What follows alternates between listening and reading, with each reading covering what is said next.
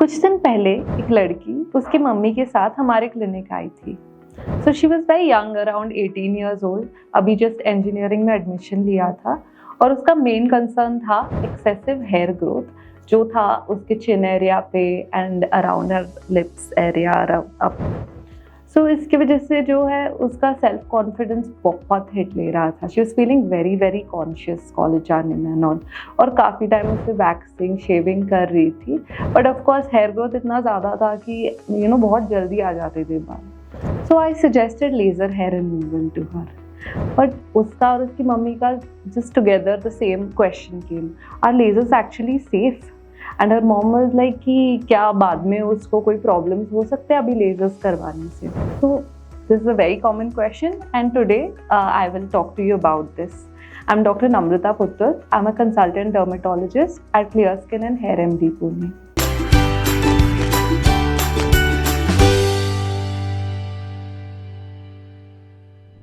सो laser safety के बारे में जानने से पहले हमें जानना पड़ेगा कि लेज़र्स काम कैसे करते हैं। सो लेज़र एक फोकस्ड लाइट एनर्जी होती है। जो हर लेज़र होता है it depends exactly on what you want to do. So हर लेज़र का एक अलग टारगेट होता है, एक अलग एम होता है।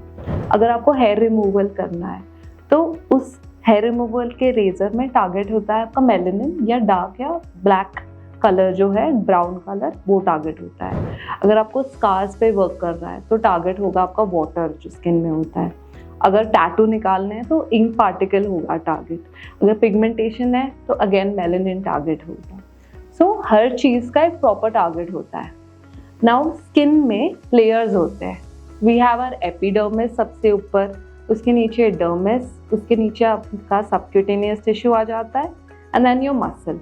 सो आपके जो लेजर्स हैं वो जनरली जस्ट जाते हैं एपिडर्मिस के ऊपरी लेयर तक या फिर मैक्स जो है डर्मिस तक, and that also superficial dermis. It does not exceed more than 4 to 6 millimeters, which is like barely anything, less than even a centimeter.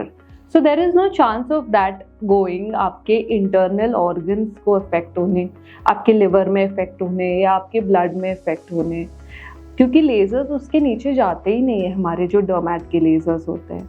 Of course because of this ना आपके genetics में कोई issue आता है, ना कि कोई कैंसर्स होते हैं इसकी वजह से। तो ये बहुत बड़ा मिसकंसेप्शन है कि लेजर्स करने से मे बी बाद में किसी को कैंसर हो जाता है, ऐसे नहीं होता है।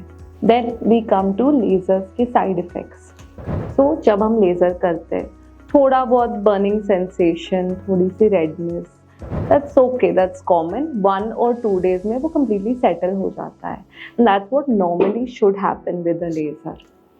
But आपने ज़रूर देखा ही होगा online कि some people are having big burns because of lasers, hair removal laser के बाद बड़े बड़े burns आना हर जगह and all. Is that true? What does that mean? So जो है lot of times nowadays, lot of parlors and untrained clinics are having these lasers. These people are not properly trained. They do not know the laser physics. They do not know about how the actual human body works.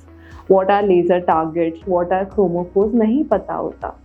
तो of course उन लोगों के हाथ में they do not know the right settings for the lasers, and that is what's important. So lasers getting it done कोई भी डर्मैट clinic पर is very safe, क्योंकि हमें पता होता है कि क्या करेक्ट है setting for that particular person. अगर डार्क स्किन है, अगर फेयर स्किन है, अगर किसी की स्किन सेंसिटिव है, अगर बहुत ऑयली है, तो किस सेटिंग पे करना है, that is the most important thing in ledgers.